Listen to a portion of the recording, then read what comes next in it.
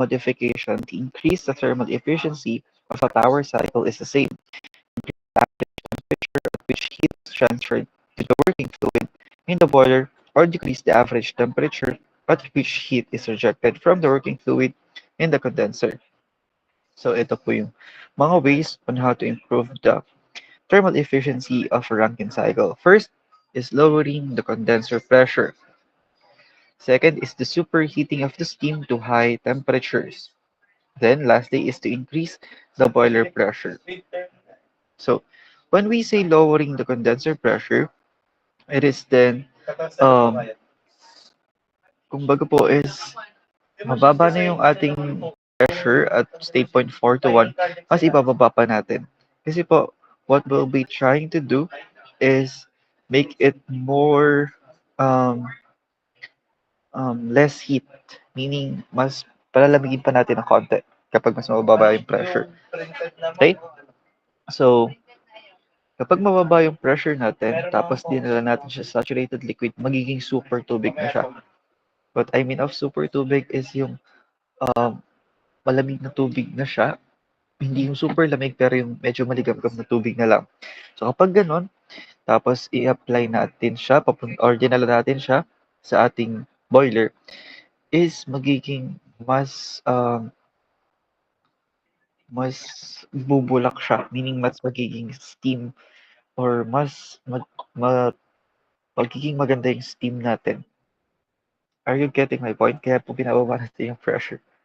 Sorry if medyo um, struggling ako explaining this part kasi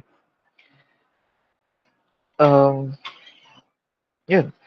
So, one of the ways of how to improve the thermal efficiency is to lower the condenser pressure. Are you getting my point? Or somehow, hindi? You can raise your hand para mas maliwanagan.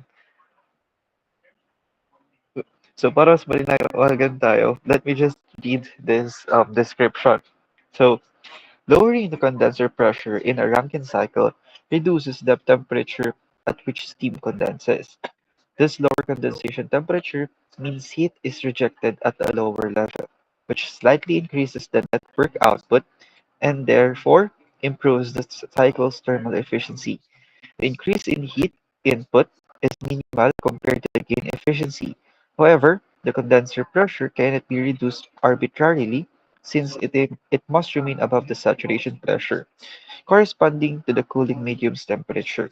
For example, if cooling with river water at 15 degrees Celsius, the steam pressure must be kept above the 25 degrees Celsius or approximately 3.2 kilopascal.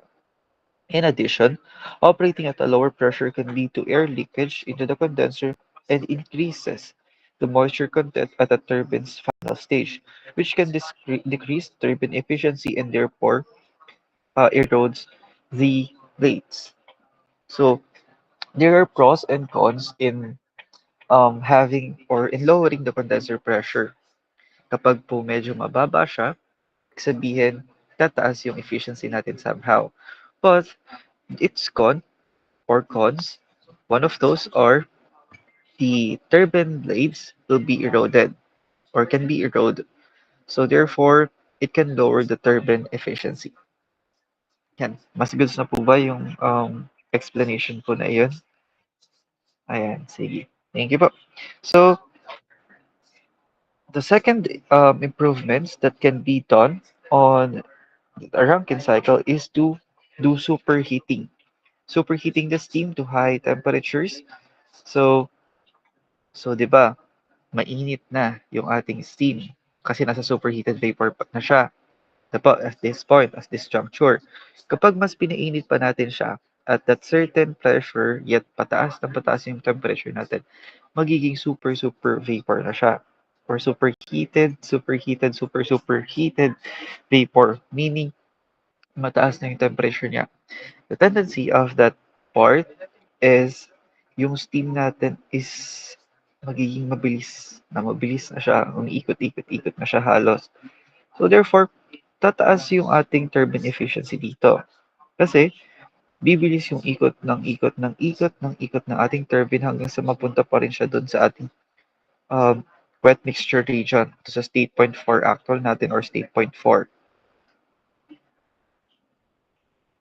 So one of those efficiencies using the turbine efficiency is by work net. So kapag mataas yung turbine natin, work ng turbine, so mababa yung ating pump.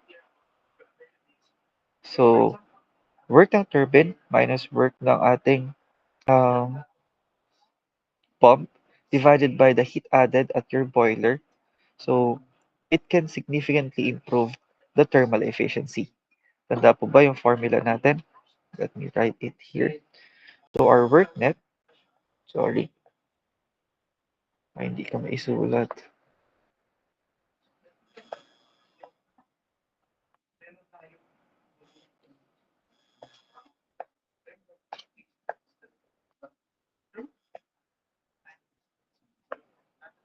Our work net is equals to the work of turbine minus work ng pump.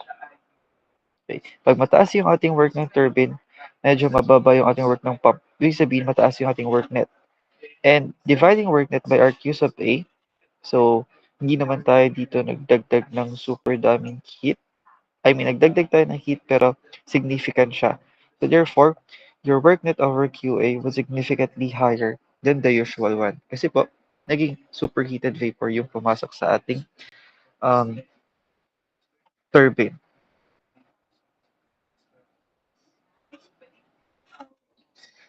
So although meron tayong idea na gawing superheated yung ating fluid, which is our steam, meron pa din po tayong constraints dito. So ano po yun? So currently, around 620 degrees Celsius or 100 or 1150 degree Fahrenheit is would likely limited. Hanggang doon lang po halos yung kinakaya ng ating mga system, particularly yung ating turbine. So, even though this is possible theoretically, but in actual, um, it is not really attainable. Okay, so for our last improvement that can be done on a Rankine cycle or improving the Rankine cycle efficiency is the increasing boiler pressure. So in increasing the boiler pressure, we raises the boiling temperature, in which in turn increases the average heat transfer temperature, thereby improving thermal efficiency. So in a TS diagram, for a fixed turbine inlet, this change shifts the cycle to the left, but it also returns in a higher moisture content at the turbine exit. A drawback can be mitigated by reheating the steam. Over time, boiler operating pressure have increased from 2.7 megapascals to over 30, enabling modern power plants to generate net outputs of 1,000 megawatts or more. So, yun namang sabi dito, increase daw natin si boiler pressure. So, yung boiler natin po is process 2 to 3. When we increase the boiler pressure, this part, ang kanya naman pong cons is that mas madami na po yung ating moisture content dun sa ating exit ng ating turbine. So even though this is really possible to make increasing the boiler pressure in a steam power plant, prone pa din po ito or it is prone to corrosion or erosion dun sa ating turbine. So all in all, these three improvements can be done on a Rankine cycle theoretically if it is applied on real life or an actual. So yung cons natin is makikita natin mismo. Ano ba? So do you have any questions with the improving Rankine cycle efficiencies ways? Ito pong tatlo. Yan, nasa handouts nyo naman po ito. Do you have any questions with it? Ito po pa ay my calculation. Meron po, pero we wouldn't dwell much on it. Well, any questions with this? Satisfied with my explanations for those three? If if ano po, if not, you can message me or you can tap your raise hand button po so I can clearly explain this more. But if okay lang naman po, you can tap your raise hand button po. Let me see if sino pa po yung nandito sa meet natin.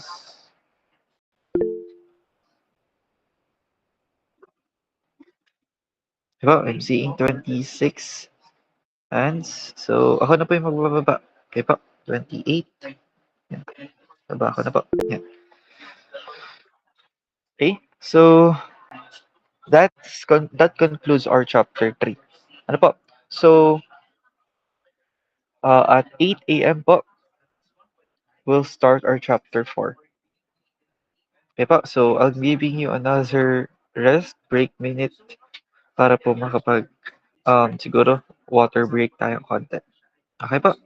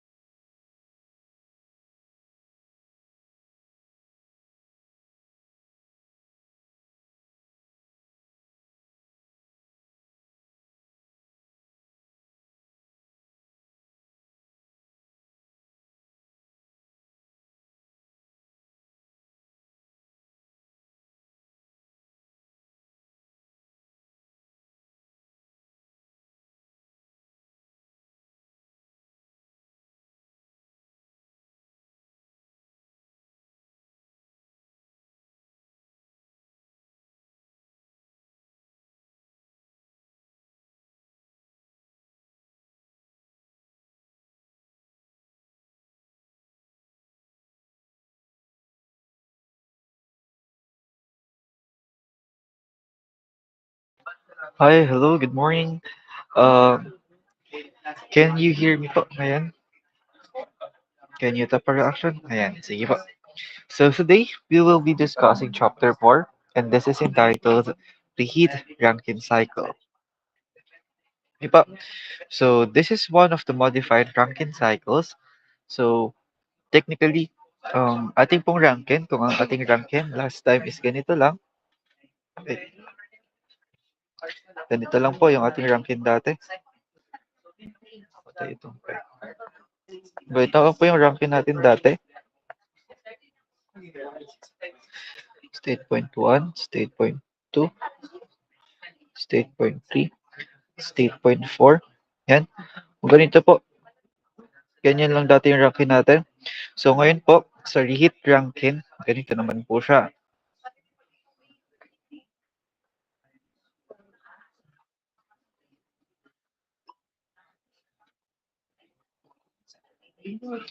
Yan. Ganito po.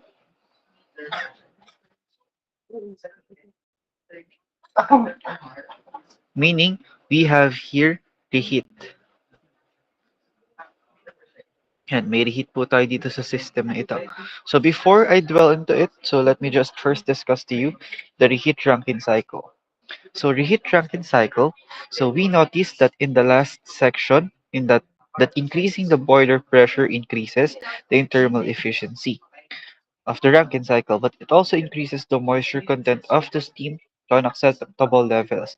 Then it is natural to ask the following questions. How do we take advantage of the increased efficiencies at the higher boiler pressure without facing a problem of excessive moisture at the final stage of the turbine? So gaya po nung nandun tayo sa kanina sa improving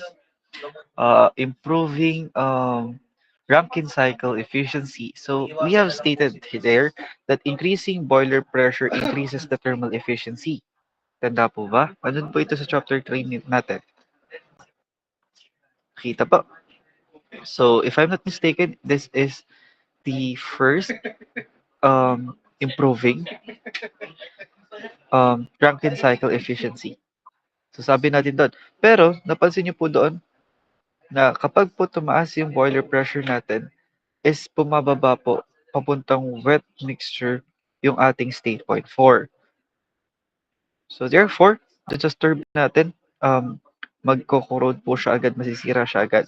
So in a reheat Rankine cycle, we have improved that efficiency by reheating again the exhaust from your turbine to your boiler once again and then back to the turbine para po mas um, mas ma-improve natin yung ating cycle efficiency as well as ma-improve natin yung Rankine cycle. Okay po, so let's try to continue the discussion. So firstly, superheat the steam to a very high temperature before it enters the turbine. This would be a desirable solution since the average temperature at which heat is added would also increase, thus increasing the cycle efficiency. Second, expand the steam in the turbine in two stages and reheat it in between. In other words, we'll be modifying the simple ideal Rankine cycle with a reheat process. Reheating is practical solution to excessive moisture problem in turbines and is commonly used in modern steam power plants. So, ganito po yung magiging process natin ngayon. So, firstly, your fluid, first on state point po natin. Okay, let me zoom this one. So, explain ko po muna through figures, particularly dito po sa figure ng ating um, na ganito. So, firstly, your fluid will first assumed to be insaturated liquid, meaning liquid po ito. Then it will be pumped to the boiler. Okay po?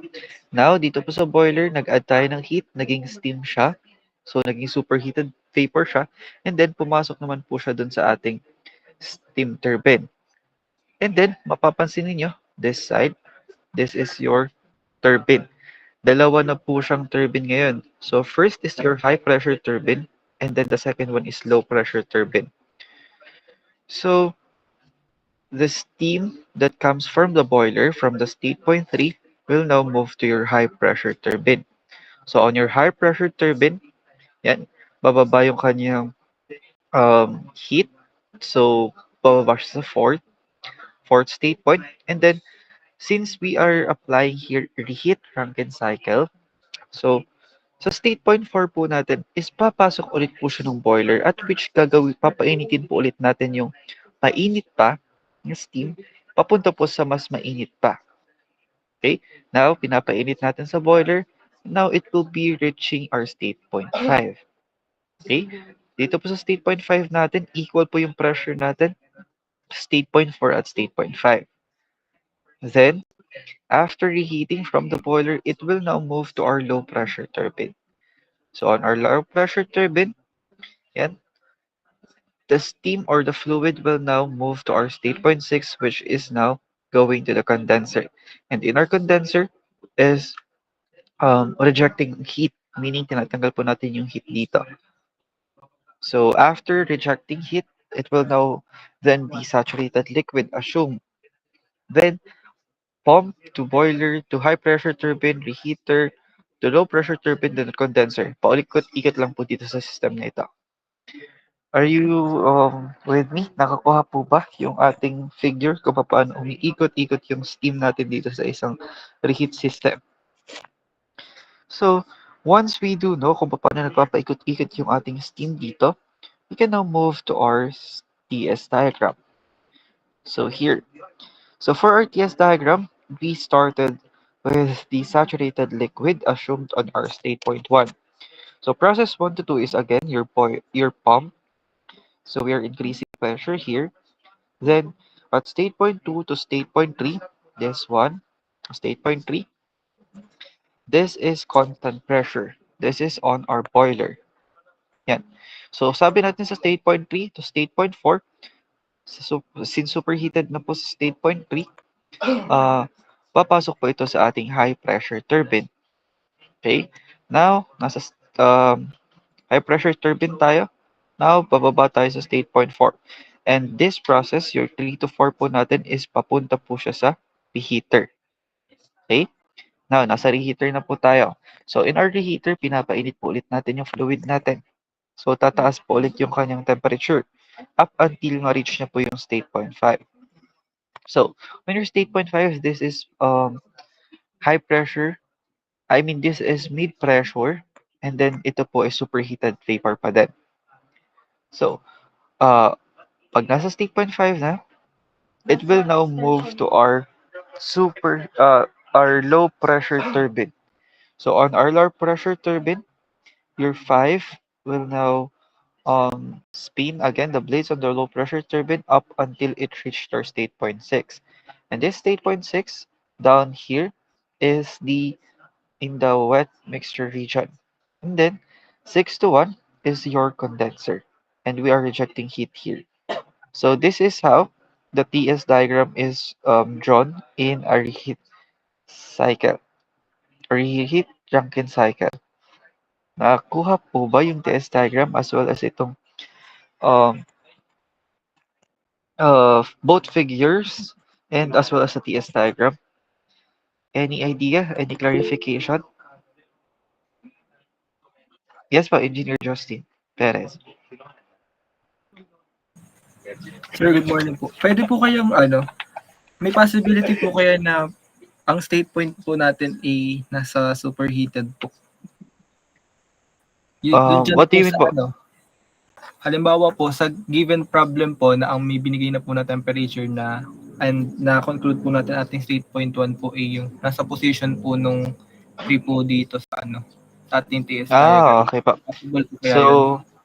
So, OU, ang gagamitin niya po is yung na parang mas nakasanayan niyo dun sa old lectures po. So, pwede naman po. You can start with your state point 1 here, state point 2, state point 3, state point 4, state point 5, at state point 6. Ganun po. Yan. Pwede naman po. Yes So, po. I'll try to understand na lang din yung mga solution ninyo so we can consider that. So, pwede naman po. If that's your Sige po. solution. We good with it? So, you can start with any points here. So, ano lang, ang ginagawa ko lang is yung para mas madali nyo siya magets. With for state point 1, nag-a-assume na agad tayong saturated liquid para organize yung magiging solution natin na bumabalik tayo sa pump. Diba? But, If doon po kayo masanay, you can do that. Okay po? Very good. Yan. So this is the ideal reheat Rankine cycle. Diba? So let me ask someone, how about Engineer Barion? You there, Engineer?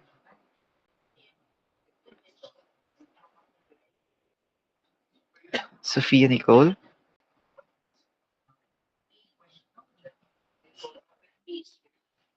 Diyan ka po, Engineer?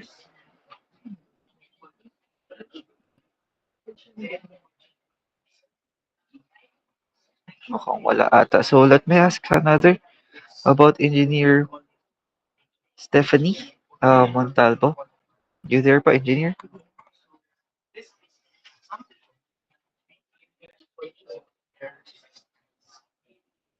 Hello?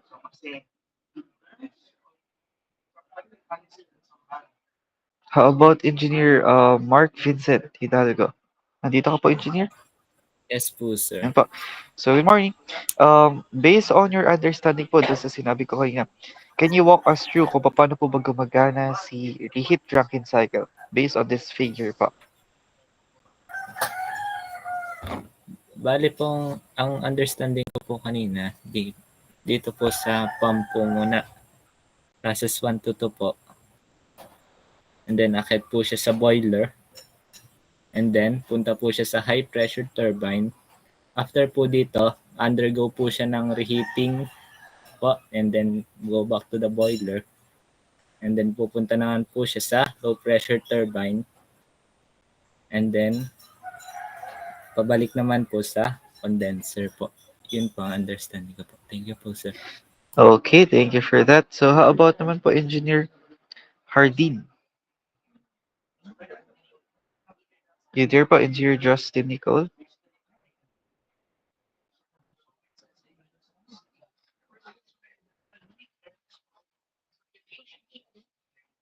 Hello, Engineer Justin Nicole Hardin. Sige, ako na lang ulit. So, okay. So, gamitin natin yung ating mga terms sa thermodynamics. So, firstly, your state point 1 and state point 2 is isentropically compression. Bakit po? You have your constant entropy, meaning your S sub 1 and S sub 2 as both equal value for its entropy. And then, this is compression, meaning tumataas pa yung pressure natin here. Then, on your process 2 to 3, this is on your boiler. This is constant pressure. Constant pressure po ito. Okay? Then, after, you have your another isentropic um, expansion, meaning constant entropy po natin sa 3 to 4, yet this pressure is decreasing. Again, state point 3 to 4 is isentropic, meaning its entropy is equal, so S3 is equals to S4, and this is expansion. Then, your state point 4 to 5, this is constant pressure, meaning P4 is equals to P5. Then, yung 5 to 6 po natin, 5 to 6, again, this is isentropic expansion. So, meaning your entropy at state point 5 and state point 6 is the same. Then lastly, your state point 6 and state point 1 has the same pressure, meaning constant pressure isobaric. And this is um, compression. Kasi po, um, I mean, this is constant pressure. Yan ba? We goods with the TS diagram? Kuha po. Process na ito. Yan. So, paano po ba natin kinocompute si ideal heat Rankine cycle? So we have here a formula. So ito po gawin natin Q sub A. In your formulas there. Q sub A. Yan. Q sub A natin. Q sub A is equals to the Q primary. So this is for your boiler plus Q reheat. Okay. Primary. So from this diagram, yung primary po natin dito na sinasabi is 2 to 3. Okay? 2 to 3. So meaning, your primary formula for Q in or heat added is 3H3 minus H2. Okay? Hirap lang, wala ang aking pen. Q sub, Q sub, oh, ayaw.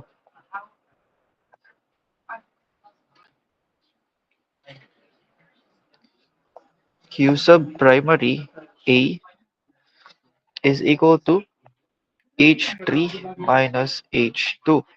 And then Q reheat natin po, just rewrite it as Q reheat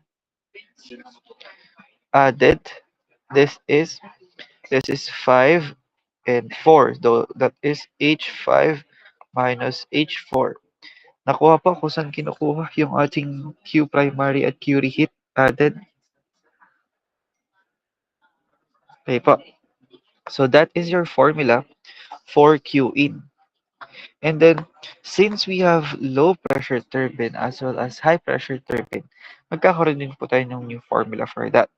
So, una nating work is for our turbine. So, this is our turbine. So, 3 to 4. Sorry. That is 3 to 4. So, ang magiging formula po natin for high pressure turbine, W turbine, let me write it as H high. Sorry, hindi talaga ibang pen kasi ang gamit ko.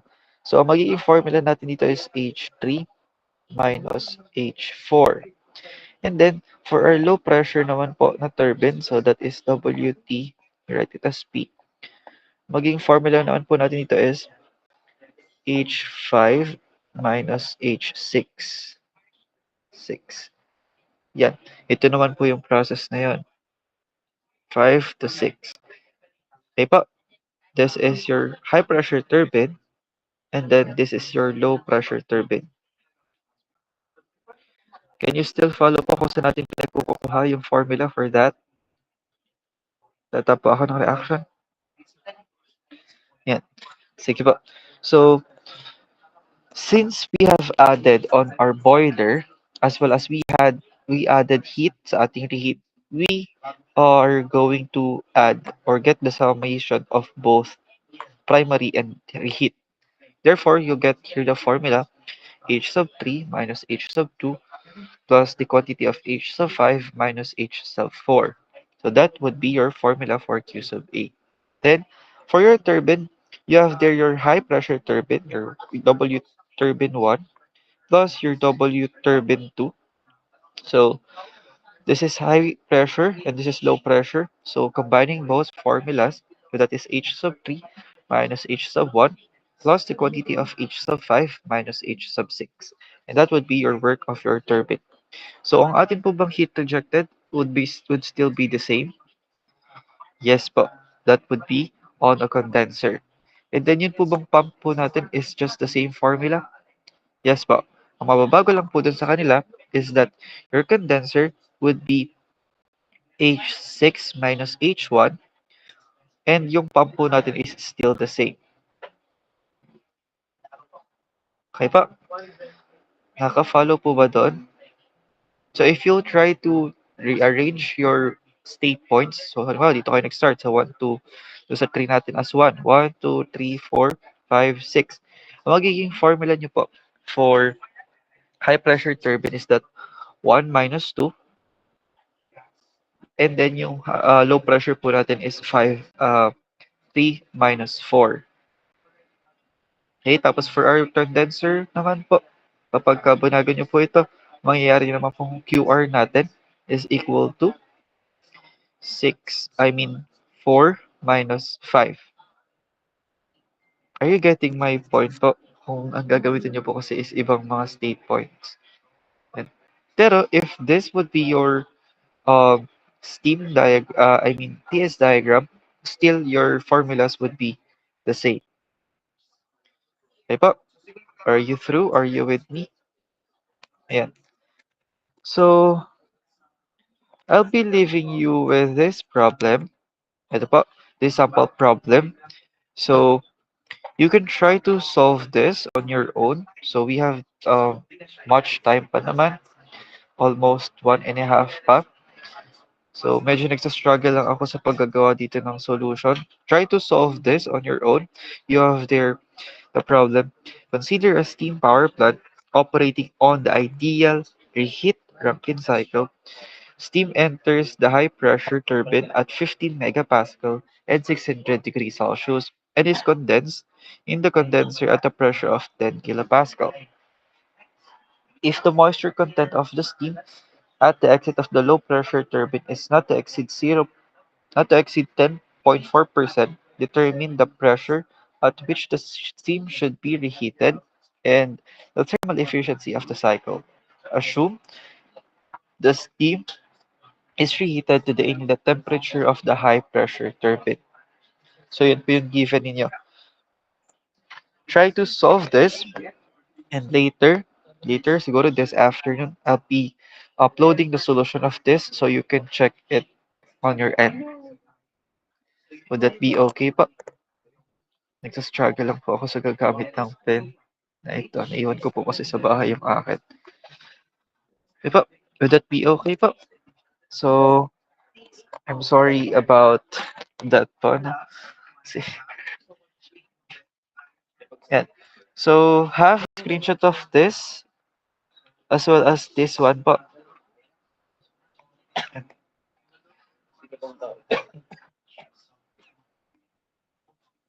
So, i-upload ko naman po itong presentation na ito sa ating classroom. So, this consists of 8 pages or 8 slides para mabalikan po ninyo yung problem as well as yung mga formulas po na nandito. Okay lang po ba yun? Ayan po. So, again, sorry if I'm cutting off our class this early kasi nag-struggle lang po talaga ako sa pen. So, if you do have questions, clarifications to make, you can message me through Google Chat po. Yes po, Engineer Justin Perez. Sir, good morning po. Ano po kayong scope po ng midterm? Kung pwede pong malaman. Sige po, ang scope po ng midterms natin, so I'm considering having the chapter 1 up to this chapter 4. So may time pa naman po tayo para i-discuss yung heat cycle on Monday kasi um, may meeting pa tayo na face-to-face. So I can discuss this to you then para masolve ninyo pagka nasama siya sa exam. So technically, kapag ka po sinolve ninyo yung inyong problem set as well as naaral niyo po yung mga given sample natin, you have there the chance to pass the midterm exam. Okay po? Yan. So ako naman po is hindi naglalagay sa exam na hindi ko po naituro. So technically, that's a clue. So all of the discussions na ginawa natin may be present on the exam. Okay po? So, paano po malalaman if hindi ikaw yung nagsagot ng inyong problem set? So, magre-reflect po yun sa inyong midterm exam. Okay? Thank you po. So, I'll stop sharing this. So, please open your cameras so we can take our online attendance po.